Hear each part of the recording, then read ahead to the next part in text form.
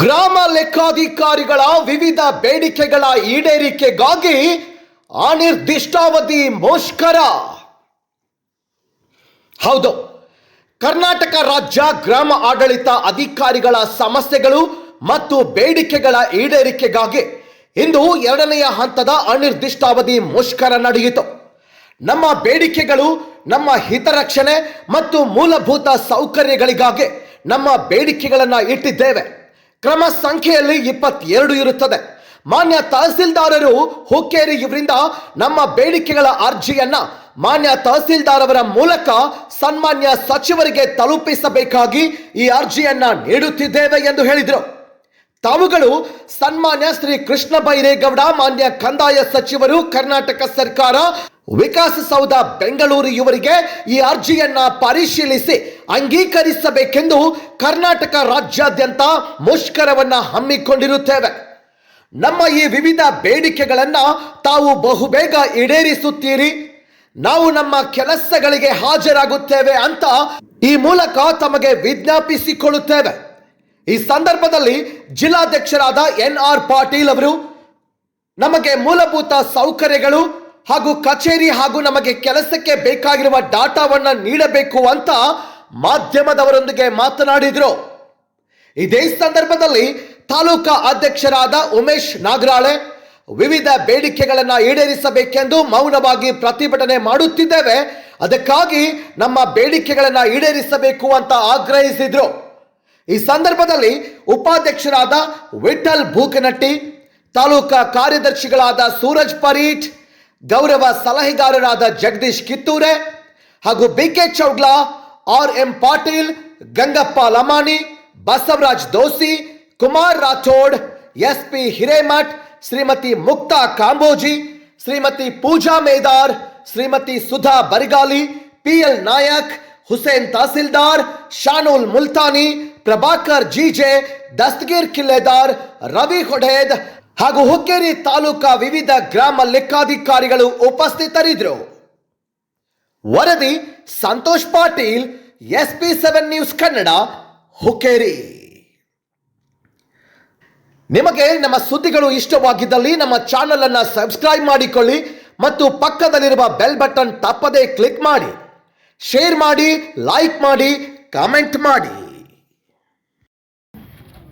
ಕರ್ನಾಟಕ ರಾಜ್ಯ ಗ್ರಾಮಾಡಳಿತ ಸಮಸ್ಯೆಗಳು ಮತ್ತು ಬೇಡಿಕೆಗಳ ಈಡೇರಿಕೆಗಾಗಿ ದಿನಾಂಕ ಇವತ್ತು 10/2/2025ರಂದು ಎರಡನೆಯ ಅನಿರ್ದಿಷ್ಟಾವಧಿ ಮುಷ್ಕರವನ್ನು ಹಮ್ಮಿಕೊಂಡಿರುತ್ತೇವೆ. ಕರ್ನಾಟಕ ರಾಜ್ಯ ಗ್ರಾಮ ಆಡಳಿತ ನಿರ್ದೇಶನದ ಮೇರೆಗೆ ಹಾಗೂ ಜಿಲ್ಲಾ ಗ್ರಾಮ ಆಡಳಿತ ಅಧಿಕಾರಿಗಳ ಸಂಘದ ನಿರ್ದೇಶನದ ಮೇರೆಗೆ ಇವತ್ತು ನಾವು ಇಲ್ಲಿ ಹಮ್ಮಿಕೊಂಡಿರ್ತೇವೆ. ವಿವಿಧ ಬೇಡಿಕೆಗಳ ನಮ್ಮ ಗ್ರಾಮ ಆಡಳಿತ ವಿವಿಧ ಬೇಡಿಕೆಗಳು ಇರ್ತವೆ. ಒಂದನೇದಾಗಿ ಮೂಲಭೂತ ಸೌಕರ್ಯ ಆಗಲಿ, ಆಮೇಲೆ ನಾವು ತಾಂತ್ರಿಕ ಹುದ್ದೆ ಇಲ್ಲದ್ರೂ ಸಹಿತ ತಾಂತ್ರಿಕ ಹುದ್ದೆಗಳನ್ನು ನಮ್ಗೆ ನಿರ್ವಹಿಸಲು ಮೊಬೈಲ್ ಕೊಡ್ತಾ ಇಲ್ಲ, ಆಮೇಲೆ ಡಾಟಾ ಕೊಡ್ತಾ ಇಲ್ಲ, ಹಾಗೂ ಇನ್ನಿತರ ಸಮಸ್ಯೆಗಳು, ರೂಲ್ ನಂಬರ್ 6 ವರ್ಗಾವಣೆ ಆಗಲಿ, ಆಮೇಲೆ ವಿವಿಧ ಸಮಸ್ಯೆಗಳಿರುವ ಕಾರಣ ನಾವಿಲ್ಲಿ ಇವತ್ತು ಅನಿರ್ದಿಷ್ಟವಾದ ಮುಷ್ಕರವನ್ನು ಹಮ್ಮಿಕೊಂಡಿರ್ತೇವೆ. ಇದರಿಂದ ಪೂರ್ತಿ ನಮ್ಮ ಹುದ್ದೆ ತಾಂತ್ರಿಕ ಸಮಸ್ಯೆ ಆಗ್ತಾ ಇದೆ.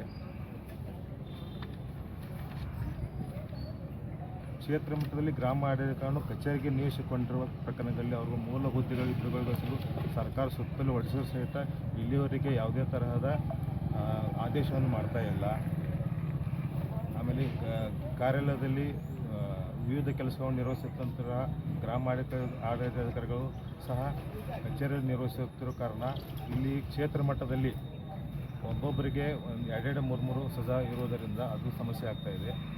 ಅದಕ್ಕೆ ಇವೆಲ್ಲ ಸಮಸ್ಯೆಗಳನ್ನ ಗ್ರಾಮ ಚಾವಡಿಗಳು ಮತ್ತು ಕಾರ್ಯನಿರ್ವಹಿಸಲು ಕಚೇರಿಗಳು ಇರುವುದಿಲ್ಲ. ಕಚೇರಿ ಇಲ್ಲದೆ ಎಲ್ಲೋ ಒಂದು ಕಡೆ ಬಾಡಿಗೆ ವ್ಯವಸ್ಥೆಯನ್ನು ಮಾಡಿಕೊಂಡು ಕೆಲಸವನ್ನು ನಿರ್ವಹಿಸುತ್ತಿರ್ತೇವೆ. ಹೀಗಾಗಿ ಹಲವಾರು ಸಮಸ್ಯೆಗಳು ಇರ್ತವೆ. ಅದಕ್ಕೆ ನಾವು ಎರಡನೇ ಸಲ ಅನಿರ್ದಿಷ್ಟತೆಯನ್ನು ಮುಷ್ಕರವನ್ನು ಹಮ್ಮಿಕೊಂಡಿದ್ದೇವೆ. ರಾಜ್ಯ ಗ್ರಾಮ ಆಡಳಿತಾಧಿಕಾರಿಗಳ ಸಂಘ ಬೆಂಗಳೂರು ಜಿಲ್ಲಾ ಶಾಖೆ ಬೆಳಗಾವಿ ವತಿಯಿಂದ ರಾಜ್ಯದಲ್ಲಿ ನಮ್ಮಲ್ಲಿರ್ತಕ್ಕಂಥ 14 ತಾಲೂಕುಗಳಲ್ಲಿ ಇವತ್ತಿನ ದಿವಸ 10/2/2025ರಿಂದ ಗ್ರಾಮಾಡಳಿತಾಧಿಕಾರಿಗಳ ಸಂಘವು ಅನಿರ್ದಿಷ್ಟಾವಧಿ ಮುಷ್ಕರವನ್ನು ರಾಜ್ಯವ್ಯಾಪಿ ಕೈಗೊಂಡಿರುತ್ತದೆ. ಕಾರಣ ಇಷ್ಟೇ, ನಾವು ಈಗಾಗಲೇ 3-4 ತಿಂಗಳ ಹಿಂದೆ ನಾವು ರಾಜ್ಯವ್ಯಾಪಿ 8 ದಿನಗಳ ಕಾಲ ಮುಷ್ಕರವನ್ನು ಮಾಡಿದ ಅವಧಿಯಲ್ಲಿ ಸರ್ಕಾರ ನಮ್ಮ ನ್ಯಾಯಯುತವಾದ ಬೇಡಿಕೆಗಳನ್ನು ಈಡೇರಿಸಿಕೊಡೋದಾಗಿ ಮೌಖಿಕ ಭರವಸೆಯನ್ನು ನೀಡಿತ್ತು. ಮೌಖಿಕ ಭರವಸೆಯನ್ನು ನೀಡಿ 1-2 ತಿಂಗಳಲ್ಲಿ ನಾವು ಎಲ್ಲ ನಿಮ್ಮ ಸಮಸ್ಯೆಗಳನ್ನು ಬಗೆಹರಿಸಿಕೊಡ್ತೀವಿ, ನೀವು ಕೆಲಸಕ್ಕೆ ಪುನಃ ಹಾಜರಾಗಿ ಅಂತ ಕೇಳ್ಕೊಂಡಿತ್ತು. ಆ ಪ್ರಕಾರವಾಗಿ ಸರ್ಕಾರಕ್ಕೂ ಸಹಿತ ನಾವು ಕಾಲಾವಕಾಶ ಕೊಡಬೇಕನ್ನೋ ಹಿತದೃಷ್ಟಿಯಿಂದ, ಸಾರ್ವಜನಿಕರಿಗೆ ತೊಂದರೆ ಆಗಬಾರ್ದು ಅನ್ನೋ ಹಿತದೃಷ್ಟಿಯಿಂದ ನಾವು ಮುಷ್ಕರನ್ನು ವಾಪಸ್ ತಗೊಂಡು ನಾವು ಸರ್ಕಾರಿ ಕೆಲಸಕ್ಕೆ ಪುನಃ ಹಾಜರಾಗಿ ಸರ್ಕಾರದ ಕೆಲಸವನ್ನು ಮಾಡ್ತಾಯಿದ್ವಿ. ಈಗ ಕಳೆದ 4 ತಿಂಗಳಿಂದಲೂ ಸಹಿತ ಸರ್ಕಾರ ನಾವು ಏನು ಬೇಡಿಕೆಯನ್ನು ಇಟ್ಟಿದ್ವಿ ಆ ಬೇಡಿಕೆಗಳಿಗೆ ಯಾವುದೇ ರೀತಿಯ ಸಕಾರಾತ್ಮಕ ಸ್ಪಂದನೆ ಇಟ್ಟಿದ್ವಿ. ಅದರಲ್ಲಿ ಹಂತ ಹಂತವಾಗಿ ಸಹಿತ ಬೇಡಿಕೆಯನ್ನು ಈಡೇರಿಸ್ತಕ್ಕಂಥ ಭರವಸೆಯನ್ನು ಸರ್ಕಾರ ನೀಡಿತ್ತು. ಆದರೂ ಸಹಿತ ಎಲ್ಲೋ ಹಂತವಾಗಿ ಸಹಿತ ಆ ಬೇಡಿಕೆಯನ್ನು ಹಾಗೆ ಏನು ಮೂಲೆಗುಂಪು ಮಾಡ್ತಕ್ಕಂಥ ಪರಿಸ್ಥಿತಿ ಎದುರಾಯಿತು. ಯಾವುದೇ ರೀತಿಯ ಸಮಿತಿ ರಚನೆ ಆಯಿತು. ಏನು ಸರ್ಕಾರ ಇವ್ರದ್ದೇನು ಸಮಸ್ಯೆ ಅದ ಅವ್ರದ್ದು ಅಭ್ಯಾಸ ಮಾಡಿ ಸರ್ಕಾರಕ್ಕೆ ವರದಿ ಕೊಡ್ರಿ ಅಂತೇಳಿ ಸಮಿತಿ ರಚನೆ ಆಯಿತು. ಸಮಿತಿ ರಚನೆಯಾಗಿ 4 ತಿಂಗಳು ಕಳೆದರೂ ಸಹಿತ ಇನ್ನವರೆಗೂ ಸಮಿತಿಯ ಸಭೆಯನ್ನು ಮಾಡಿಲ್ಲ. ಮತ್ತು ಆ ಸಮಿತಿಯಲ್ಲಿ ನಾವೇನು ಮುಷ್ಕರ ಮಾಡಿದ್ವಿ, ನಮ್ಮ ಅಧ್ಯಕ್ಷರಾಗಿರ್ಬೋದು, ಪ್ರಧಾನ ಕಾರ್ಯದರ್ಶಿಗಳಾಗಿರ್ಬೋದು, ಜಿಲ್ಲಾಧ್ಯಕ್ಷರು ಯಾರನ್ನೂ ಸಹಿತ ಅದನ್ನು ಸಮಿತಿಯಲ್ಲಿ ತೊಗೊಂಡಿಲ್ಲ.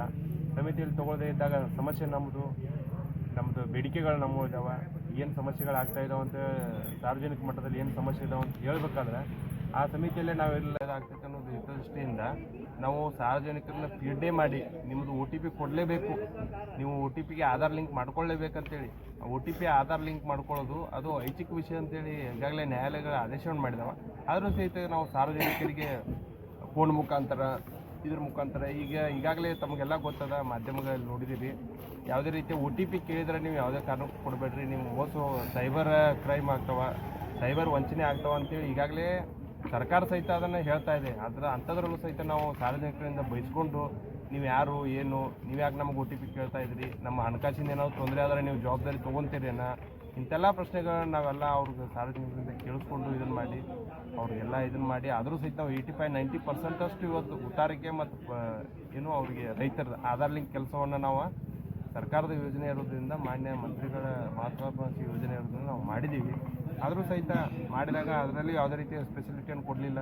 ನಮ್ಮದೇ ಮೊಬೈಲು, ನಮ್ಮದೇ ಡಾಟಾ, ಪ್ರತಿಯೊಂದು ನಮ್ಮದು ಸ್ವಂತ ಇದರಿಂದ ಹಾಕಿಕ್ಕೆ ನಾವು ಇದು ಮಾಡಿದ್ವಿ. ಆಮೇಲೆ ಕೆಲವೊಂದು ರೈತರು ಬೇರೆ ಊರಲ್ಲಿ ಇದ್ದರೂ ಸಹಿತ ಅವ್ರು ಯಾವ ಊರಲ್ಲಿ ಇದ್ದಾರೆ ಅಂತ ಹೋಗಿ ಅದರಿಂದ ಕೆಲಸವನ್ನು ಮಾಡಿದ್ವಿ. ಇಷ್ಟೆಲ್ಲ ಮಾಡಿದ್ರೆ ಸರ್ಕಾರ ಯಾಕೆ ನಮ್ಮ ಬೇಡಿಕೆಗಳ ಬಗ್ಗೆ ಸ್ಪಂದನೆ ಕೊಡ್ತಾ ಇಲ್ಲ, ಇದ್ರದ್ದು ಏನು ಅವ್ರದ್ದು ಇದು ಅಂತೇಳಿ ನಮ್ಗೆ ಗೊತ್ತಾಗ್ತದೆ. ಈಗಾಗಲೇ ಮತ್ತು ಇದು ಮುಗಿದ ನಂತರ ರಾಜ್ಯಾದ್ಯಂತ 51.5 ಲಕ್ಷ ಮೃತ ಖಾತೆದಾರರು ಐಡೆಂಟಿಫೈ ಆಗಿದ್ದಾರೆ ಆಧಾರ್ ಲಿಂಕ್ ಮಾಡಿದಾಗ ಆದ್ದರಿಂದ ಈಗ ಸರ್ಕಾರದ ಒಂದು ಯೋಜನೆ ಐತೆ, ಪಾವತಿ ಖಾತೆ ಆಂದೋಲನ ಮಾದರಿಗಳು ತರಬೇಕು ಅನ್ನೋದು ಸರ್ಕಾರದ ಒಂದು ಯೋಜನೆ ಐತೆ. ನಾವು ಪಾವತಿ ಖಾತೆ ಆಂದೋಲನ ಮಾಡೋಣ, ಆದ್ರೆ ಆ ಅರ್ಜಿದಾರರ ಅರ್ಜಿನೇ ಇಲ್ಲದೆ ನೀವು ಅವ್ರಿಗೆ ಹೆಸರು ಹಚ್ಚಿರಿ ಅಂದರೆ ಹೆಂಗೆ ಸಾಧ್ಯ? ಒಂದು SOP ಇಲ್ಲ, ಏನಿಲ್ಲ. ಈ ಉತ್ತಾರಕ್ಕೆ ಆಧಾರ್ ಲಿಂಕ್ ಮಾಡಿರೋ ಇದ್ರೊಳಗನ ಅಂಥ ಇದರಲ್ಲಿ ಆಂದೋಲನ ಮಾದರಿಯಲ್ಲೇ ನೀವು ಯಾರು ತಿರ್ಕೊಂಡಿದ್ದಾರ ಉದ್ಭವಿಸ್ತಕ್ಕಂಥ ಕಾನೂನು ಪ್ರಕ್ರಿಯೆಗಳನ್ನ ನಾವು ಅನುಭವಿಸ್ಬೇಕಾಗುತ್ತೆ ಸ್ಥಳೀಯ ಮಟ್ಟದಲ್ಲಿ. ಅದೇ ಸರ್ಕಾರ ಅದನ್ನೂ ಸಹಿತ ಮನಗಾಣಬೇಕು. ಆಮೇಲೆ ಎಷ್ಟೋ ವರ್ಷದಿಂದ ಒಂದೇ ಕಡೆ ಕೆಲಸ ಮಾಡ್ಕೊತ ಅವ್ರ ಮೂಲ ಸ್ಥಳಗಳಿಗೆ ಹೋಗದೇ ಇರುವಂಥ ವಿಲೇಜ್ ಅಕೌಂಟೆಂಟ್ಸ್ ಇದ್ದಾರೆ. ರೂಲ್ 6 ಜಾರಿ ಆಗಿರ್ಬೋದು. ಆಮೇಲೆ ನಮ್ಮ ಹುದ್ದೆನ ತಾಂತ್ರಿಕ ಹುದ್ದೆ ಮಾಡ್ರಿ ಅಂತ ಹೇಳೋದು. ಆಮೇಲೆ ಅನುಕಂಪಾಧಾರ ಹುದ್ದೆಯನ್ನು ನೇರವಾಗಿ FDC ಅಂತ ಕೊಡ್ತಾ ಇದ್ದಾರೆ, ಅದ್ರ ಬದಲಾಗಿ SD ಅಂತ ಕೊಟ್ಟರೆ ಈಗಾಗಲೇ 15-20 ವರ್ಷ ಸೇವೆ ಮಾಡಿದಂಥ ವಿಲೇಜ್ ಅಕೌಂಟೆಂಟ್ SDಗಳಿಗೆ ಪದೋನ್ನತಿಗೆ ಅನುಕೂಲ ಆಗ್ತಕ್ಕಂಥ ಇರ್ಬೋದು. ಸಾಕಷ್ಟು ಹಲವಾರು 23 ಬೇಡಿಕೆಗಳನ್ನ ಇಟ್ಕೊಂಡು ನಾವು ಇದು ಮಾಡ್ತಾಯಿದ್ದೀವಿ. ಕಚೇರಿ ಮೂಲಭೂತ ಸೌಲಭ್ಯ ಕಚೇರಿಗಳನ್ನು ಕಟ್ಕೊಡೋದಂತ ಇರ್ಬೋದು. ಇಷ್ಟೆಲ್ಲ ಬೇಡಿಕೆಗಳನ್ನ ಇಟ್ಕೊಂಡು ನಾವು ರಾಜ್ಯಾದ್ಯಂತ ಹೋರಾಟ ಮಾಡ್ತಾಯಿದ್ದೀವಿ. ದಯವಿಟ್ಟು ರೈತರಾಗಿರ್ಬೋದು, ರೈತರ ಅನುಕೂಲ ಹಿತದೃಷ್ಟಿಯಿಂದ ನಾವು ಮುಷ್ಕರವನ್ನು ಮಾಡ್ತಾಯಿದ್ದೀವಿ. ರೈತ ಸಂಘಟನೆಗಳಾಗಿರ್ಬೋದು, ಸಾರ್ವಜನಿಕರು ನಮ್ಮ ಸಹಕಾರ ಕೊಡಬೇಕಂತ ಅವ್ರನ್ನೂ ಸಹಿತ ಕೇಳ್ಕೊಳ್ತಾರೆ.